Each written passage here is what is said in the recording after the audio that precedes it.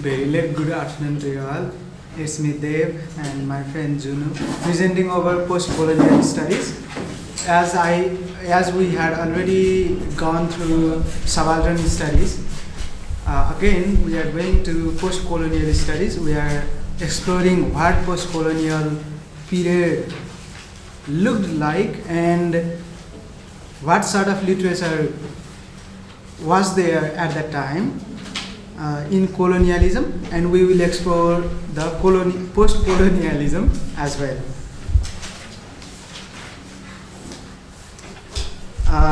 Then for our discussion, we have prepared some keywords, and we will be discussing over these keywords only. First of all, we will go a little flashback to colonialism, what colonialism is, how was the literature, and how it took a theoretical turn to post-colonialism. Then within the colonialism, we will view the European canon. We will be discussing about the allegory as a technology of appropriation. And then, after the downfall of colonialism, we will enter to the post-colonialism. Then we will look there, we will discuss the colonial discourse analysis. There is the writing back movement as well, and the rise of the theory. In the rise of the theory, we will discuss about different approaches, as we had already discussed one approach, subaltern study. So, after all, we will look at inclusive post-colonial canon. Let's start. Let's go back a little flashback.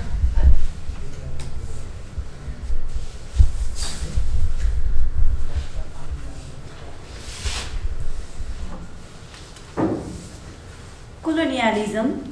The British colonialisms began from the 16th century, basically with a purpose of trade, but becomes a way to cover the different nations into colonist at last. Okay. It is crystal clear that how British colonialism began.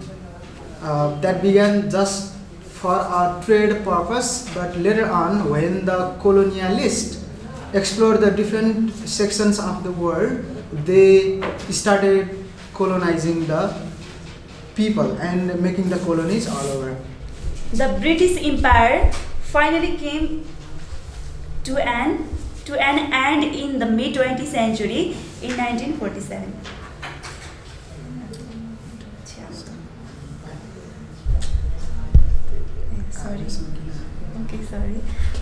The British Empire finally came to an end in the mid-20th century. In 1947, India was granted independence from Britain, which was followed by a number of other colonies, including Pakistan, Sri Lanka, Ghana, and Kenya. The empire was dismantled and the process of decolonization begins. This is how the decolonization started in mid-20th century. In 1947, India was declared independence along with other colonies of Asia and Africa. And when the decolonization took place, then the colonization, the end of colonization began there. After the colonization, or after this colonialism, then there is an entry of post-colonialism. Colonialism in the modern sense began with the age of discovery. It is an additional note on colonialism. Since we are reading about post-colonial studies, may not be too much notable, but we should know it. Colonialism in the modern sense began with the age of discovery led by Portuguese and then by Spanish exploration of the Americas, the coast of Africa, Southwest Asia, which is also known as the Middle East India and East Asia. Then let's go to colonial ideology of that period of colonialism. Let's take colonialism just as a period, okay? Not as a literary theory or literary study. Later on we will discuss about postcolonial studies as a literary theory, but here colonialism, just take it as a period, and in that period what sort of ideology flourished in the mentality of Europeans as well as the colonized people. Let's view.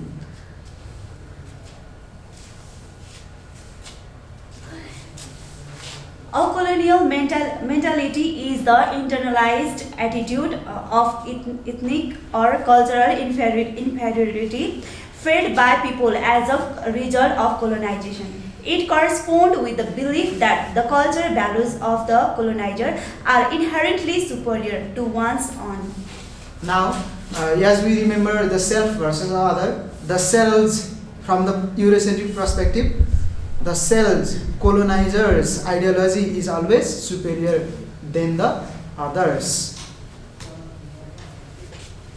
From the colonial perspective, the colonizer's ideology is the standard reference. Since it is the superior, then it is the standard reference to be measured, okay?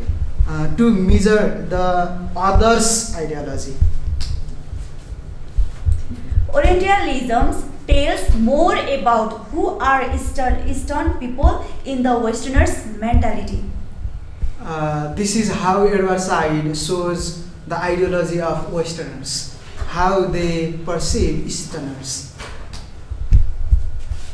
Colonialism was presented as the extensions of civilization, which ideologically justified the self-ascribed racial and cultural superiority of the Western world over the non-Westerner world.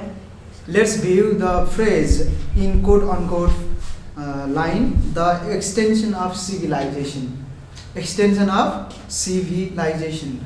Civilization does have allegorical meaning here for the Europeans and the colonized other peoples. So this is the allegorical appropriation. Later on we will be talking, just remember. Now let's go back to colonial culture. What culture was there in the colonial period, colonialism? Colonizers' culture was always considered as a civilized and morally. Okay, then Eurocentric cultural knowledge, cultural identity, activities and ideologies were dominant. And they were the culture which was mimicked by the colonized people or comprador class. Okay? The colonized people were taught this culture with the name white man's burden. That is to say, civilizing the savage. Okay, here again with the reddish font, white man's burden, here is another allegory, or we can say it an imperial myth. Okay, remember I said allegory or imperial myth. Now how does it work as an allegory? How does it work as an imperial myth? I will be talking later on. Let's move. Colonial literature. Now let's focus on colonial literature. Eurocentric canon was there. Eurocentric canon involved the text only by the intellectuals. Those intellectuals from Europe or from the colonizer community, and rarely by the compradors. But when compradors or colonized people included their text into canon, there was only the glorification of the colonizers, not the colonized. Allegory. As I told already, how allegory works here in the colonialism. Now, as I had already told you white man's burden, how it is allegory. Can you find out the meaning of white man's burden? The direct meaning is the burden for white people. That is to say, black people are the burden for white people. Direct meaning. But it has another hidden meaning, that is the responsibility to civilize or educate the blacks. That allegory is a savior and threat to imperialism. Now let's look. When the colonizers use this allegory, like we are here to educate you, we are here to civilize you, then the colonized people, what would they think? They would think that they have come here in our favor. Therefore, that is the savior of imperialism.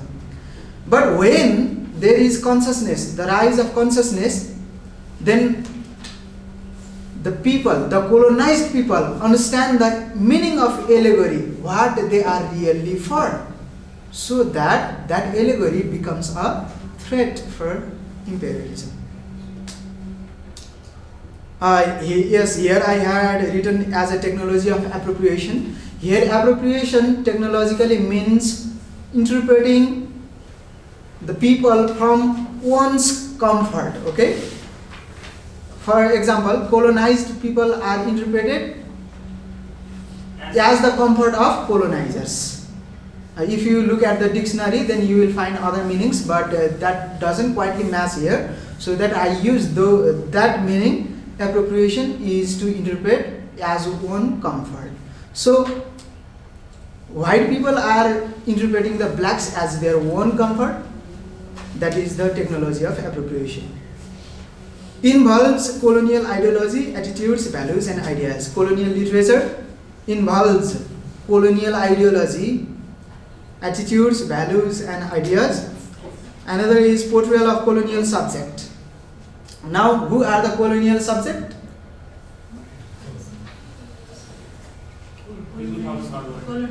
The colonized people. They are the colonial subject. People from the third world or colonized country. Allegorical representation of subjugation and exploitation. Allegorical, not direct. Superior power dynamics. In literature, who was in power? In canon, who was there? European, white people, colonizers. So, superior power dynamics was shown in literature. Hegemonic trend in writing. Like when someone writes, then he or she follows the hegemony, power hegemony. And they rarely do the opposition.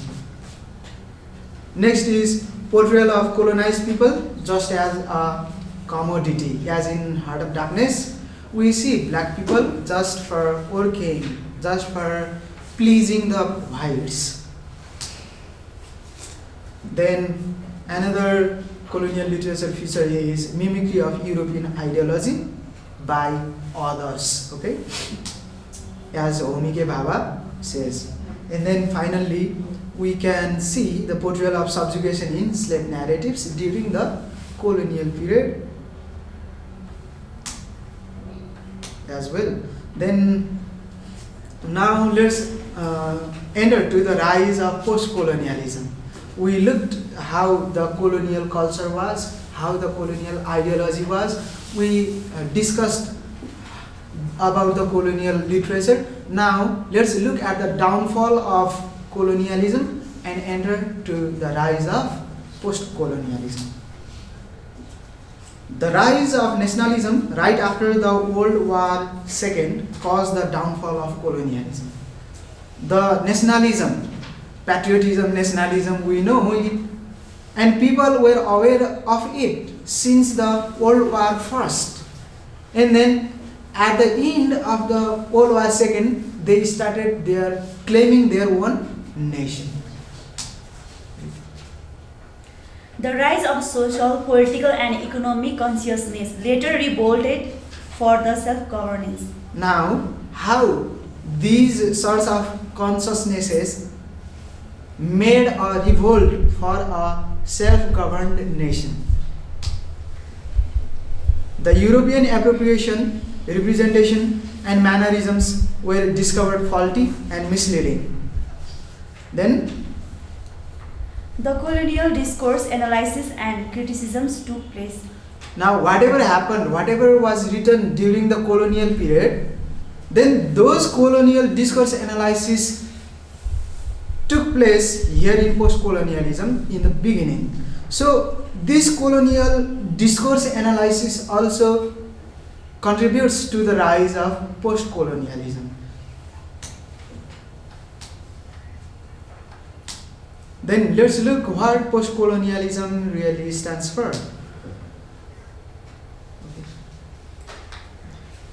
The mid-20th century is a milestone to remember the end of the colonialism.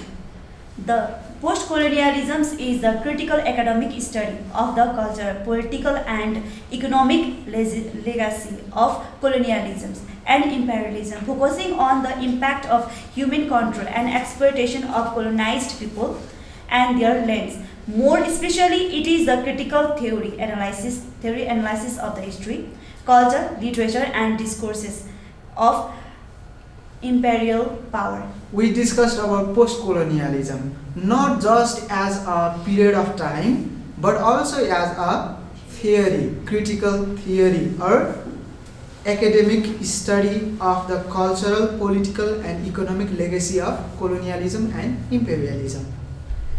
Now we are discussing post-colonialism as a study, okay? Therefore we say it post-colonial studies. It is the time of seeking and reclaiming the self-identity through literature. Through literature. Through literature means there is connection between the writing back movement, okay? We will be talking later.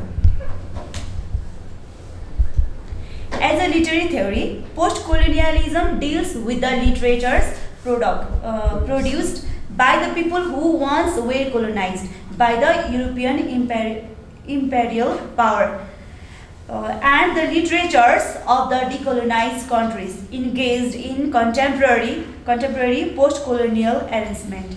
Okay, it is so simple, so let's not waste our time. I hope you understand. Let's go to post-colonial studies, how it became post-colonial studies or how it became a theory, a criticism theory. Since different literary texts emerged in the opposition of colonialism, the texts had to be categorized into a single genre or discipline. Therefore, they were grouped under the post-colonial studies discipline. Now it is saying that how post-colonial studies became a discipline. The field of post-colonial studies has been gaining prominence since the 1970s. Some would date its rise in the Western Academy from the publication of Edward Said's influential critique of Western constructions of the Orient in his 1978 book Orientalism.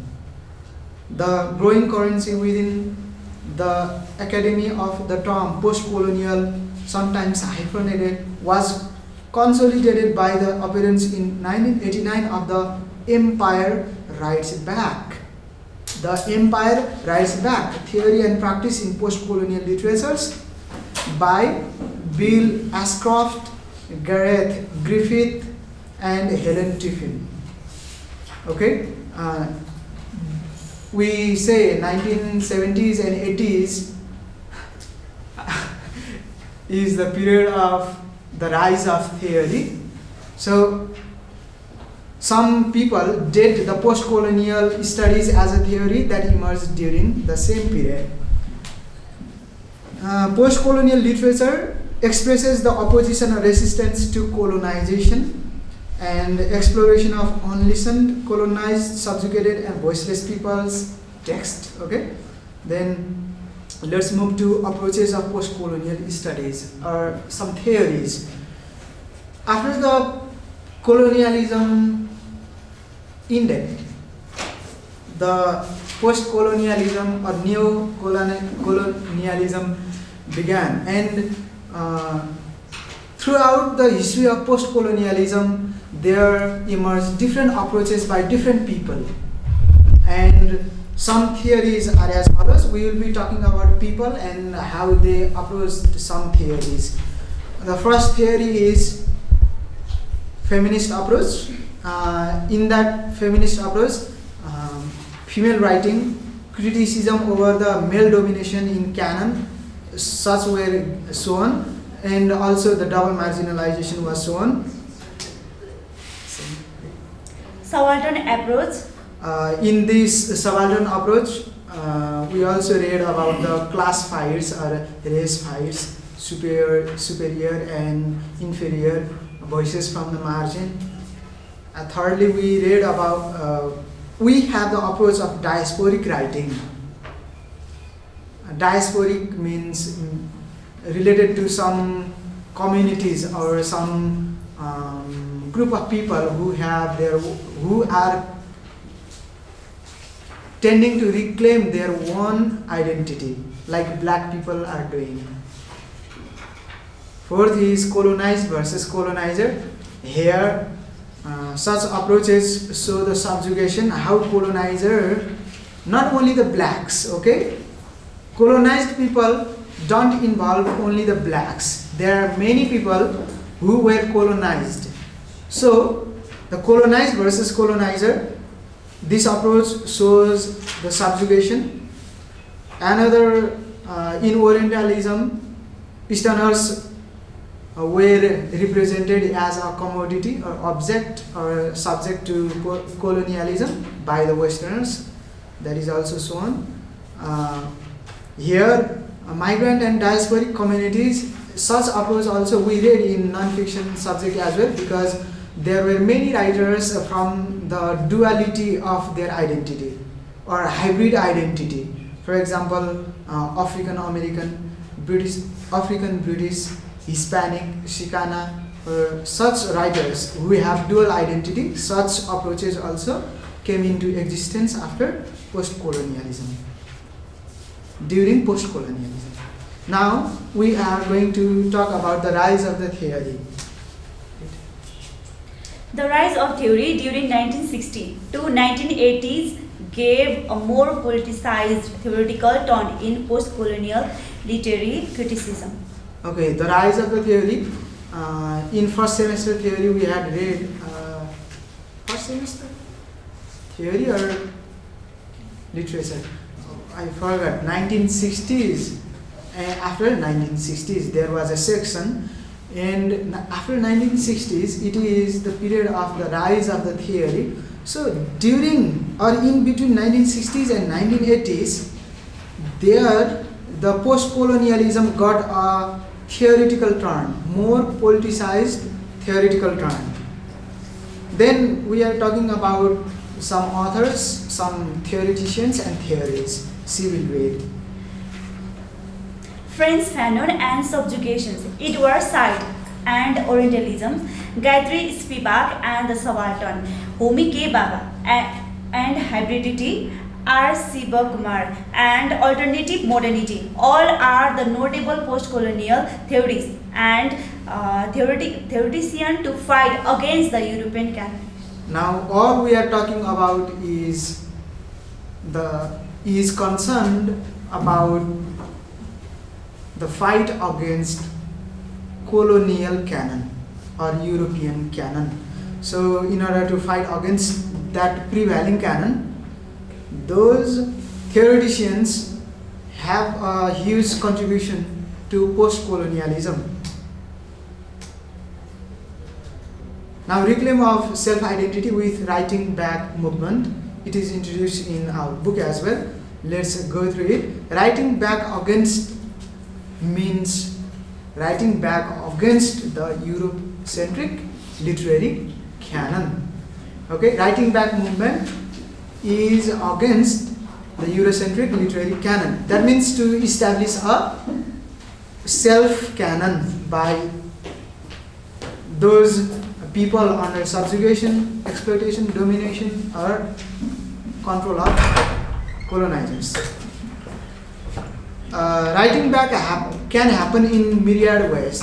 Specifically, there are 3 ways given in our book. I just copied from the book. The first way is we can do writing back. We can involve in writing back movement through the production of deeply intertextual literature that creates internal debates and criticism concerning the canon.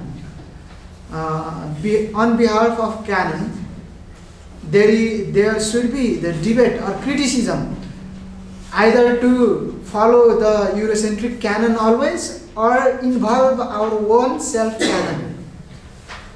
Such intertextual literary production can help for the writing back. For example, we Nepalese people also can involve in writing back movement.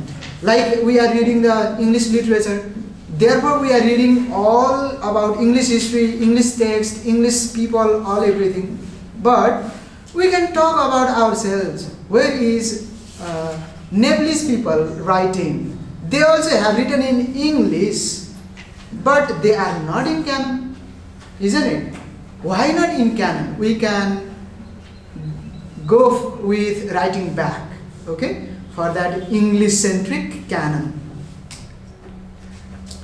Through the production of oppositional post-colonial English languages, such as some countries produce their own English languages, Indian English, Australian English, other Englishes. We in Nepal also have in English, if you notice.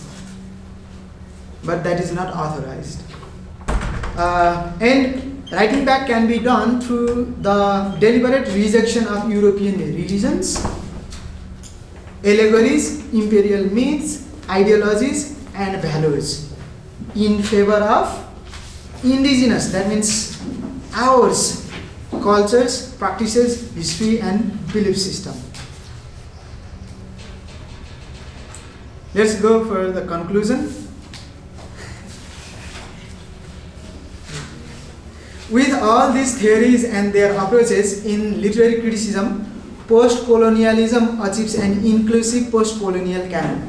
Just wait, I have to introduce what inclusive post-colonial canon is. If somebody knows, you can assist me if you want. Inclusive post-colonial canon. Inclusive means including all people, like those who are marginalized in the name of their race, class, gender, and all other aspects, those who were voiceless or behind the curtain of colonizers. So all these theories, like we read about the theories and theoreticians, we read about the text, post-colonial text, they all contributed to the establishment of inclusive post-colonial canon. And it is the end of the presentation, but as I wanted, I have some slides here that is not to be delivered, but when I just send you this file, then you can take this or grab the advantage of this slide as well. So after the end, here is a more detail. You can read about whole post-colonialism and post-colonial studies. Okay, thank you for your time. So who do we have to present tomorrow? Tomorrow we have Junu, the cat girl, and who else? And Garima, the bat girl. The cat girl and the bat girl. So what are you presenting tomorrow? Globalized questions and basic. Okay, so you two will present, right? Beside these two girls, anybody else? Garima, where is Garima? You were not here. We have something for you to prepare. Let me give you right now. Garima will present. Garima will present.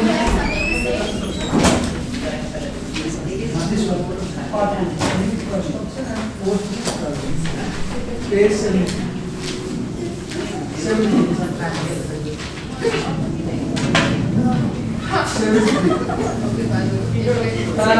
else has not done any medicine? Sunday school present. Media